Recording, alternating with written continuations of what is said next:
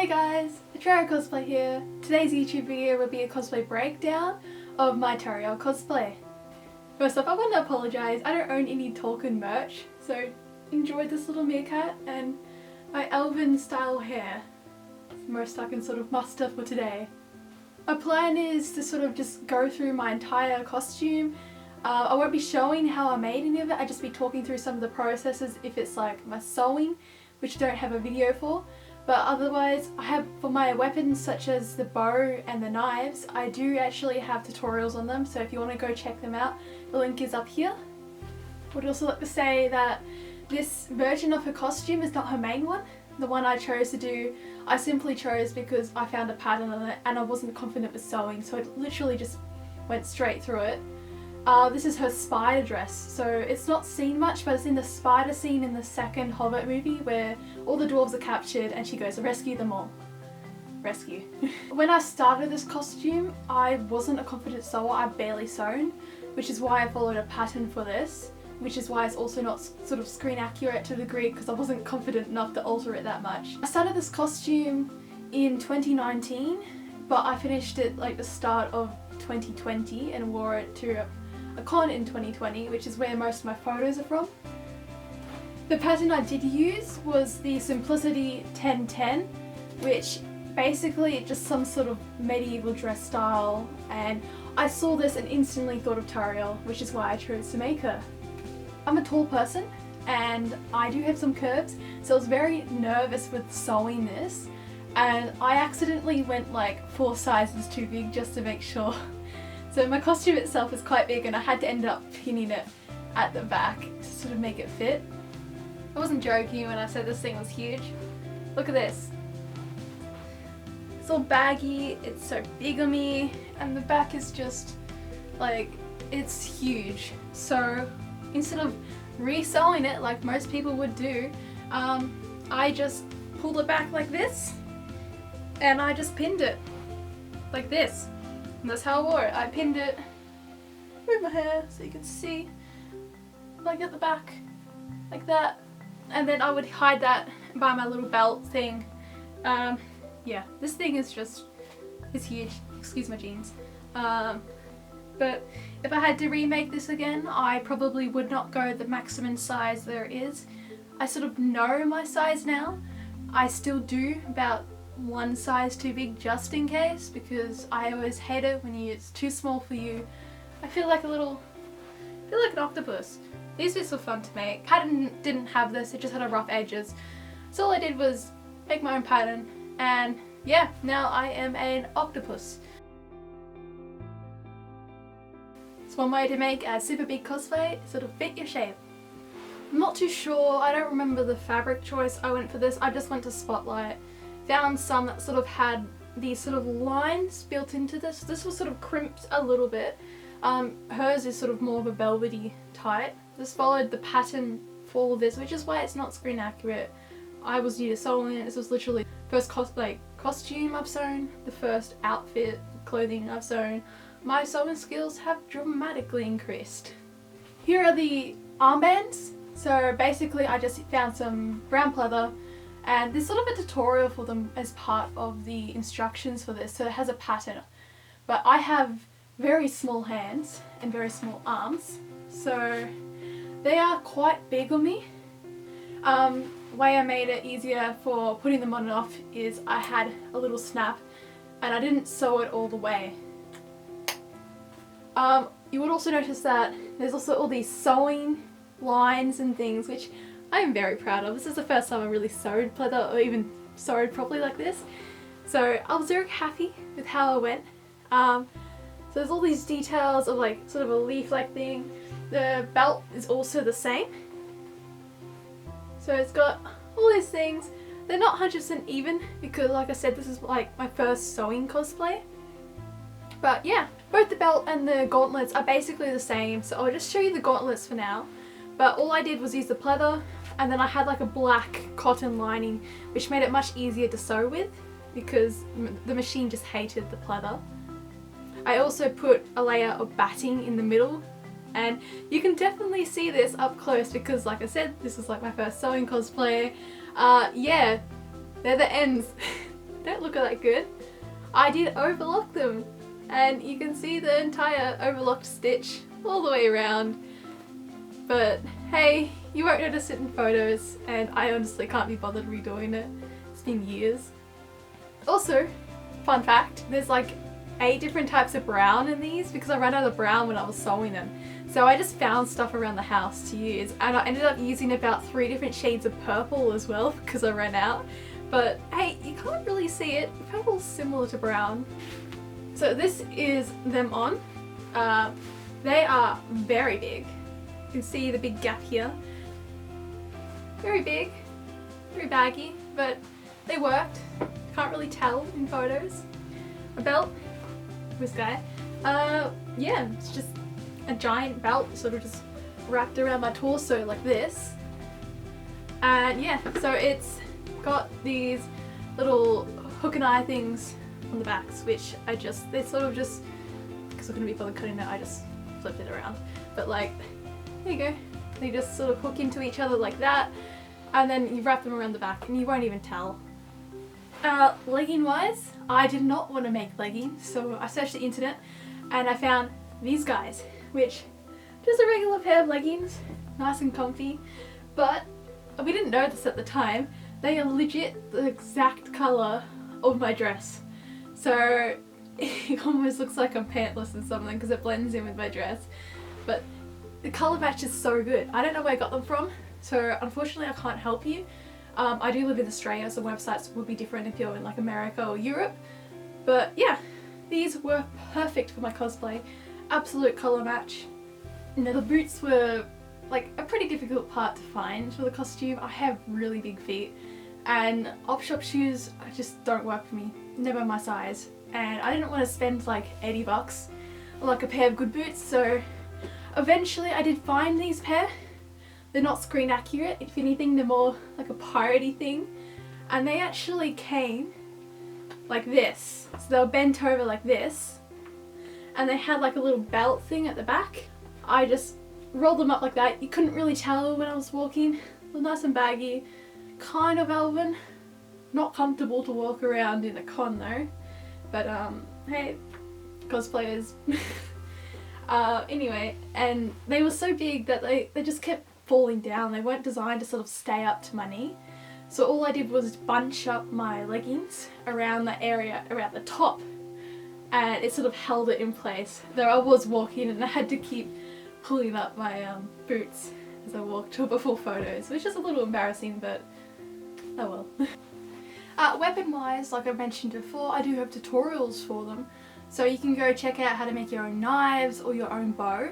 The bow is not the best, but it was made like 3 years ago, so we'll just ignore that part. But yeah, here is the knife. They are quite big. I do have a pattern for them up on my Etsy. It has all the indention patterns as well if you want to do that. I use like 20mm foam for the hilt, and I use like 2 of them plus 10mm. So like if you look at this, it's quite thick, and because the blade's just 10mm, there's nothing to support it. It's quite wobbly, so the entire time at the con it was creasing. Now there is like a crease here, and like all the paint has chipped on like the corners, which I do have to touch up. But the handle's quite sturdy and it's quite good for posing. Some of you are probably wondering how I actually carried these around all the day. Obviously I didn't hold it the entire day. I switched between weapons, whether it's the bow or the knives, but how did I store it? Well, her Tauriel costume, traditionally, I'm pretty sure from reference pictures I've seen, these actually meant to hook onto the quiver somehow, and it was just too sophisticated for me to do back then when I made this, so I could have done a back quiver. A lot of people have done back quivers like this, but then I'm like, oh, I'd have to have some sort of harness that would it would sort of ruin the front bit because she doesn't actually have a harness on her thing to store them by like that. So you know what I did? I made a sheath. I had one side, I had the quiver, the other side I had this hideous thing, which I made the same way as I made my quiver. Weet-Bix boxes, hot glue, paint, boom, sort of gives it that foresty look. But yeah, so these, it bends with the shape of the knives, meant that these could go like that. Or they would stick out like this.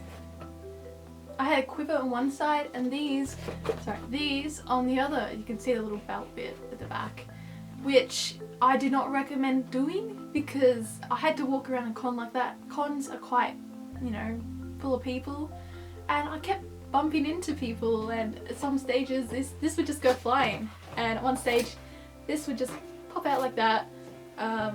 I lost one of them for about 10 minutes one time, and then someone found me because they're like, "Oh, are you Tauriel?" I'm like, "Yeah." They're like, "Oh, you dropped this," and I'm like, "Oh, that's where it went." So always keep note of where your props are. Yeah, I don't recommend doing it. Before I start explaining the bow part, I just want to say that I actually do archery, and my entire family does archery. So like, I do know all the components and things to do it. How making a bow is completely different to using one. So here is the bow, which is now just a stick because it's completely lost its curve that it did have. It wasn't much of a curve because I didn't curve it as much as her exaggerated curve. I just sort of made it like just a regular recurve. But yeah, it hasn't kept, and this is unstrung by the way, which is why it also doesn't have much of a curve. So if I string this, it would be like slightly more curved to about maybe here, and it would go around, but I'm gonna leave it unstrung for now because I'm actually scared this is gonna break. I didn't do a good job with it. So the bowstring just hooks through here and it loops around because it's a recurve. So this, well, the patterns are here. You can also buy them from my Etsy. It took me ages to work out how to do it, so feel free to check that out. And these are the leaf patterns here, and it just sort of bends back so that these bits are facing you. When my dad and I were making this, because this was legit one of my first cosplays, I had no idea how to like mold PVC, so I had his help for a lot of the holding because he needed like 3 or 4 hands for some of it.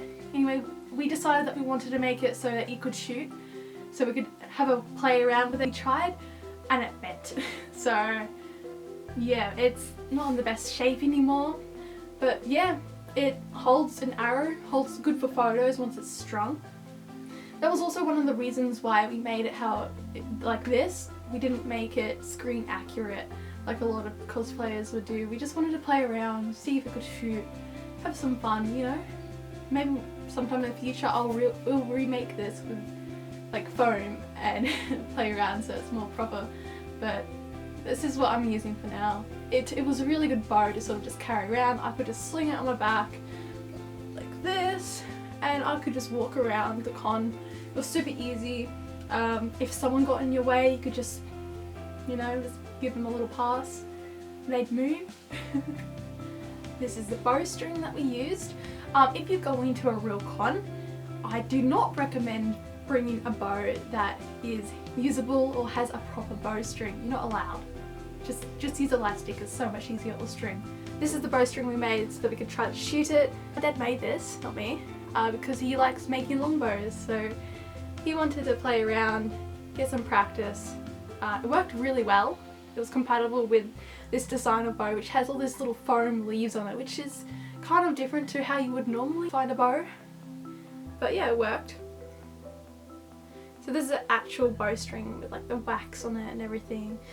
Basically this yellow and black stripes go Richmond with the proper ties and the proper loops on the end. I highly recommend just using elastic or string. It's so much easier, and you can take it into a con like that. Don't use these at a con. You probably won't be allowed to bring it in. I mentioned earlier that my whole family does archery. I shoot longbow, and I do have a quiver which looks nothing like a traditional bow would have, but I based the quiver, which is this, that I used for Tauriel, off the quiver that I own, and you can find the template for that on my Etsy shop. It's more of an accurate design of a quiver, how a quiver would be as it sits on your hip. So this is my actual quiver. This is the one I use when I do archery. I'm right-handed, so it sits on my right side and it faces forwards. You can get back quivers, they go on your back. Obviously, people like Legolas and most elves do carry those. Tauriel had a hip one, so I based it off this to be more accurate, which included the length of the quiver itself. So this is what the quiver would look like on my hip. This is my right side, and all you do is pull out an arrow like this. My arrows are purple and orange. They are so much easier to find on a target from a distance. You can just see the orange easily.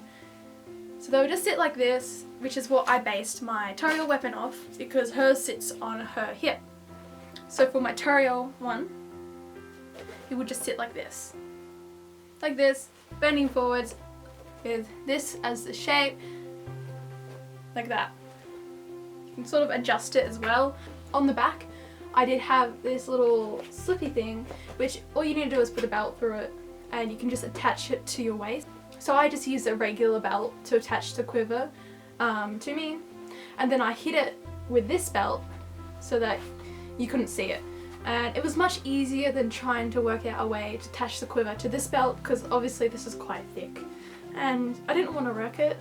So I don't have a tutorial for my quiver, so I'm going to go in a little detail with this. All I used was some Weet-Bix boxes. I cut them up to the rough shape, which you can find my pattern on my Etsy, and I just went crazy with hot glue. I made all these vine decorations all over it. There's the back, ignore the string, that's how I display it. Yeah, and on the top I made it sort of like a solid sort of feel and painted it like an off gold silver colour so that it sort of just stands out a little bit. The rest of it I painted entirely brown, including some of the inside, and I just dabbed green paint all over it and sort of just wiped it all away so that it has this sort of green brown tinge to it, which makes it look more natural. So I wanted to go a little detail for the arrows as well. I have had some questions for them. They are not real arrows. You won't be able to take them into a con. They're just blunt tips, nothing there. Just arrow. But I did etch a little knock space into the end so that it could connect to my bowstring in photos, despite the fact that I didn't really pull it back or let back. It could just sit there and wasn't wobbling around like this or like this. For the fletching, which is just the feathers on the end, these are actually pelican feathers. No pelicans were harmed in the making of them. We just found them on the beach and thought they would be perfect. My dad did these, like I said, he was experimenting with making longbows and wanted to get some practice making his own arrows for them.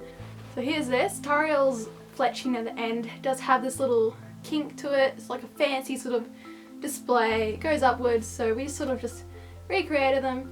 Each arrow is different. Some of them have sort of black tinge to them because, like I said, pelican feathers. And yeah, it just gives it a little bit more character, makes it look a little bit more natural. Some of them have been a little squashed. Here we are. Yeah, so they have this sort of, yeah, for perspective, this is what my regular fletching looks like on my arrows. Cut the feathers in half, glue them on. So there's a difference between them. In order to get the arrows to stay nice and separated in my quiver like this, so they're not all bunched up into one side because it would be on an angle, I just found on somewhere on the internet, probably Amazon I think, this little foam piece which is designed for actual arrows to hold them and space them apart in a quiver. I just got that, cut that to shape, painted the top brown so you can't see the sides. Obviously I've just pulled it out. It looks like that, has all these little slits for the arrows to pop in. And you can just pop them in your quiver like that. You can't tell in photos because we're below the eye line sort of. And it keeps the arrows nice and separated and like this, which really helps for photos because it looks like there's a lot more of them than there actually is. And I've only just got like 5. So yeah, it doesn't make them all clump up as well. Necklace wise, I went to eBay, just bought this super cheap little thing, which is what she wears. It's really nice, really cute. I actually do wear this day to day sometimes because it gives it that little elvish look to your clothing, which is obviously the look I've not gone for today. A little meerkat pocket. Got this for like 10 bucks and it's literally really cheap, but it does what I need it to do. For ear wise, I didn't actually have any ears when I did this. Like I said, this is like my second official cosplay, the one I've made from scratch. and I didn't have any ears, and no one really notices. If you're at a con, you're dressed as an elf, people see you as an elf. You don't have to have the ears, but you can buy super cheap ones online. I bought a pair recently from a con, and which I'm just going to use for the future if I use it, and I might even paint purple when I build Molly Mock. Thank you for watching my cosplay breakdown. I really appreciate that you stuck around and actually watched this far. This cosplay was my first sort of sewing cosplay, so obviously I followed pattern. It wasn't really screen accurate 100%, but it was her spider dress, so it did sort of look the same. I just used a different type of fabrics, and yeah, sure, there's a lot of iffy bits about it because I wasn't sort of experienced like I am now. If I had to remake this, I'd just make a regular outfit because that looks really cool, but who knows, maybe sometime in the future. Thank you for watching this far. Hopefully some of it's been educational to you or helpful if you're making your own Tauriel, even just little tips here and there. Yeah, go off to your ventures of cosplay or life. Happy crafting! And you're still here. Why? Is that because you're seeing this like extra bit at the end of the video? Haha, yes. There is one part which I haven't mentioned yet. I just want to sort of get rid of people if they end the video first before I do that, because it's my wig. And let's face it, wigs are like the bane of my existence. This thing did not turn out all that nice, so if you want to have a good memory of my Tauriel, please leave now. Otherwise stick around for the disaster of a wig. You're still here, aren't you? Alright, you wanna see it? Ta-da! This wig I also haven't seen for like 2.5 years. I've shoved it into my closet and I've hidden it away from prying eyes because it is like, nah, it's not the best. I just bought an orange wig off eBay. Super cheap, you get what you pay for. I've learnt my mistake here. But yeah, it worked. It was long, so it gave it that elvish long style hair. And yeah, it separated the things into braids at the back, which you can see, which actually turned out much better than I thought it would be. Obviously it looks much nicer on my head than in my hand. And it's got those little front bits here. So this is me, obviously rough putting it on. You can still see my actual hair. I've just popped it on my head. There we go. It looked nice in photos, but like up close, it was a disaster. Not sure if you can hear this, but it's really crunchy because I just smothered it in hairspray. This is my first time properly styling one for cosplay, and I had no experience. I watched a few videos, it did not help at all. I just did this. My biggest problem with making this wig was that it came with a fringe, and I'm talking like that type of fringe. It's sort of, no. Tauriel doesn't have a fringe. So what I did was I got the fringe and like I sort of glued it back with hairspray and glue, and then I covered the front bit with some of like the braid and some of the back bit. So just sort of hide it a little bit. You can see that here I've just covered it back like that. And because the front bit was the fringe bit, it wasn't long enough to sort of start the braid to go back. So I actually grabbed a bit from like back behind where the ear would be, I suppose, and braided it down, and then I sort of just glued it like that, so like sort of curved like that. I tried to make it so that the braid sort of started from the forehead and was just sort of loose along here so you couldn't see it. There we go, you can see there where I've taken the hair from, and I've just sort of glued it back. From the back it looks fine, like you wouldn't tell. From the front even it's fine, but like if you go to the side you can just sort of see it, it starts like a curve, and this has really annoyed me in photos and things. Not much I can do about it now. I can't be bothered making a new wig for her. It's too much effort. Honestly, it was a nightmare. But yeah, it works. I mean, gives it a little bit more dimension, I guess. And you can also see on the top where all the glue parts is. Like, this is not just the hair separating, this is full on like crunchiness. Like, look at that, this is a cheap wig. It doesn't have much wig to it. It's just all the wefts are sort of like very thin. Yeah, there's the top bit. When I smothered it in hairspray, a lot of the hairspray stayed in these beads. So I didn't know that you had to sort of like brush it out a little bit, but anyway, the top is covered with all these little beads of hairspray and separated like this. When I styled this, I didn't also have like a mannequin head. I couldn't really pop it on myself and like braid it backwards because I wasn't that skilled. I honestly can't do it now anyway, my hair's too long to do that. So you know what I did? I used my dad. So he sat there for hours. I popped it on his head and I just braided it. It worked really good up until like the hairspraying part where it sort of molded to his head shape more so than mine. Mine is a smaller head, so it's sort of a bit big on the sides when I wear it, and you do end up seeing like a tiny bit of brown from my actual hair underneath. For a con and for photos, I couldn't be bothered putting my hair into a wig cap because it's so long, and honestly it just gives me a headache if I do that. So I just put it in a braid at the back and I tucked it into my dress so you couldn't see it, and then with the wig on it would just cover that little bulge at the back. But it worked really well. Highly recommend using it if you can't be bothered wearing a wig cap. Yeah, so that's my wig of doom, disaster, dismay, whatever you would like to call it. Not my best part of the cosplay, but sort of gives it the most identifying part of it. So thank you for sticking this far, putting up with my complaints about my own work. But thank you for watching, happy crafting, go do your cosplay adventures.